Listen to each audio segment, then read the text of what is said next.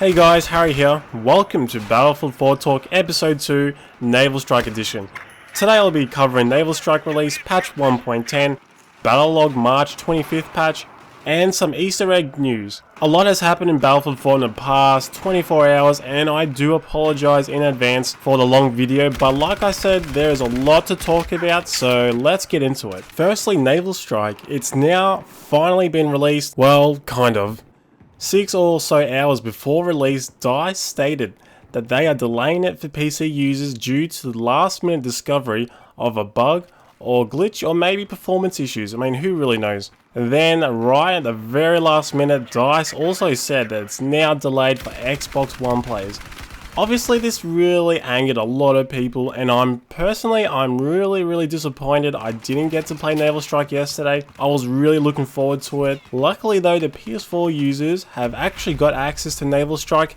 However, it may as well not have been released because apparently the rubber banding and FPS drops issues are so bad it's made carrier assault basically unplayable. I don't know if every PlayStation 4 user is actually experiencing this, but I really feel sorry for you guys. Though, the PlayStation 3 users have reported to me that Naval Strike is working perfectly fine for them. I can't help but think that these rubber banding and FPS issues on the PlayStation 4 were also present for the PC and Xbox One, hence why the release is delayed. But if that's the case, why wasn't it also delayed on the PlayStation 4?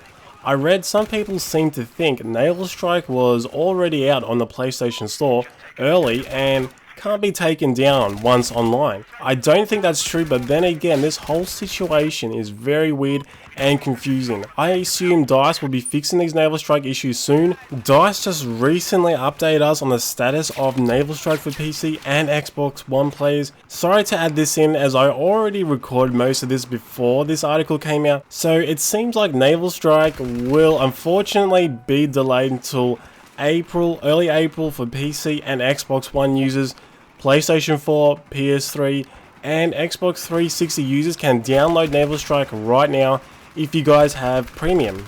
Now, the cause of this delay, according to DICE, quote unquote, we have delayed the PC version of Naval Strike because we are concerned that the combination of the pack and planned PC updates would increase performance issues on mid-range and high-end PCs. We are working hard to resolve this issue now. Additionally, we have decided to delay the Xbox One version of Naval Strike because we want to address issues in the animation system that hinders players from engaging targets in set circumstances using popular weapon configurations. Also, I just want to say I'm very impressed by Naval Strike. I think the map design is amazing, and I know we don't have that epic ending to Titan mode from 2142. Carrier Assault still looks amazing though, and I still think it'll be a very enjoyable experience. On that note, apparently you can glitch underneath Naval Strike map. I don't know if this is 100% true, but I hope this glitch is fixed ASAP if it is true. Also, a couple of PlayStation 3 users told me Operation Mortar on rush mode is really badly designed. The MCOMs are in really stupid places. Now on to patch 1.10. It's a pretty major update for us.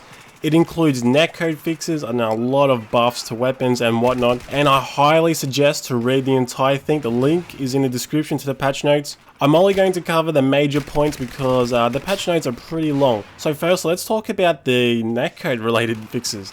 The kill cam is now fixed and, well, hopefully, and will display the correct killer and not someone from your own team or a player that's on the other side of the map. However, some have reported to me that they are still indeed getting the kill cam bug, so I'm not entirely too sure what's going on there. Have you ever been killed by someone that seems like they aren't even facing in your direction? Well, supposedly that now has been fixed. I assume this is what DICE is referring to when they say fixed an issue where other soldiers would appear to fire in the wrong direction when turning quickly. Now onto the weapons. Fix for weapons firing twice, or not at all in some instances. Now that sounds interesting. I swear there's been times I've fired my weapon, but it really seems like nothing even shot out. So hopefully now that has been fixed. Fix for an issue that caused packet loss. Now this is a pretty major fix here. As we all know, packet loss symbol shows itself pretty much all the time.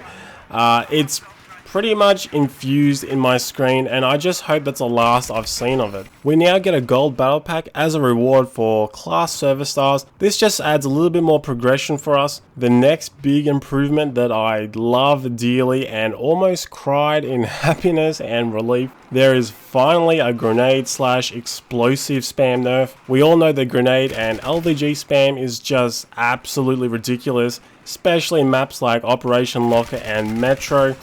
Also, the M320 LVG rounds will now detonate quicker and therefore have less bounces. Its maximum damage has also been reduced to 80. We can now only carry 3 HE and LVG rounds at a time. Also, it now will take longer for the HE and LVG rounds to be replenished from ammo boxes. These are all changes that are very welcome and hopefully will minimize the frustration in Metro and Operation Locker. But you may ask, what about grenade spam? Well, the RGO Impact V40 Mini M84 flashbang and the M18 smoke grenade will now take longer to be replenished from ammo boxes. Some people have said these changes are way too heavy and need to be undone. In my opinion, I like these changes and they're very, very welcome, and I'm sure most of you guys will actually agree with that. Now onto some weapon tweaks. The M4 carbine and the M16A4 assault rifle have been buffed. Its vertical recoil has been reduced. I do like the M416A4. So this is really awesome change, and I felt like the M4 carbine was almost useless, so it's good it's now getting some love. Now all the G360 fans, I know you guys have been pretty annoyed at its transition to Battlefield 4 from Battlefield 3. I've used this weapon before and it felt like I was having a seizure like every time I fired it. Its side to side recoil and first shot multiplier recoil have been decreased. It now has the lowest side to side recoil of the carbines, so now you may choose this over the very popular AK-5C. As for vehicles and aircraft, the suppression from mounted vehicle weapons have been greatly increased. The minigun damage from the transport heli has been heavily increased as well. Mobile AA and attack jets have had some changes to the 25mm and the 30mm cannons. It seems like the DPS is on par with the 20mm cannon. The AC-130 has been significantly buffed. It's now gone from being a giant aerial target for you to practice on to being a flying fortress of death. The JDAM splash damage is now increased. However, I think this is obviously a mistake on DICE's part, as I think it's intended for the bomber, not the AC-130. I think that's just an error in the patch notes. 40mm cannons for the AC-130. Accuracy and velocity is now increased, so hopefully that helps us out with moving targets.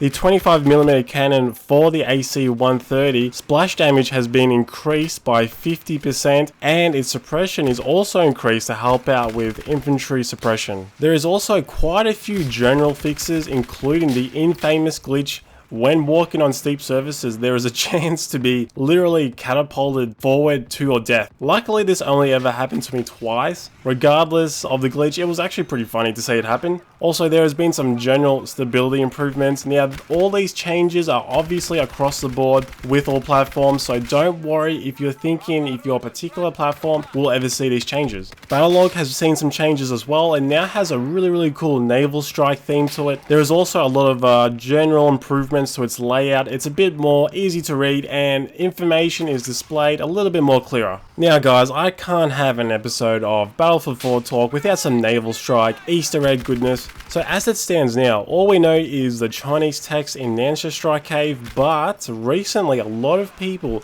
have discovered an almost demon-like voice at the place where the text is located. It says, "Stay away, leave this place." It seems like if you stand there for a long time, you'll hear this voice. Also, a couple of people told me the security camera located there has a red light that blinks, and possibly could actually be like could be Morse code. The Morse code is roughly something like this. I don't know if that's 100% true, but that's just what I've been told. And that roughly translates to EWTT, EWTT, EWTT, supposedly. I don't know what the hell that means, but if you guys know or have any ideas, please let me know.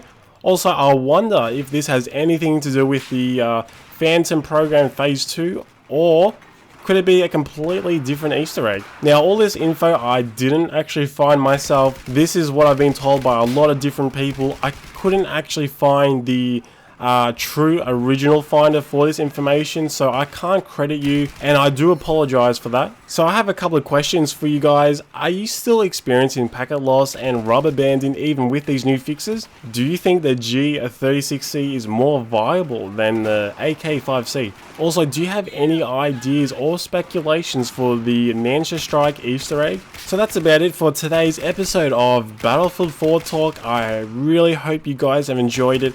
Leave a like if you enjoyed this video. Take care, and hopefully I'll see you in the battlefield.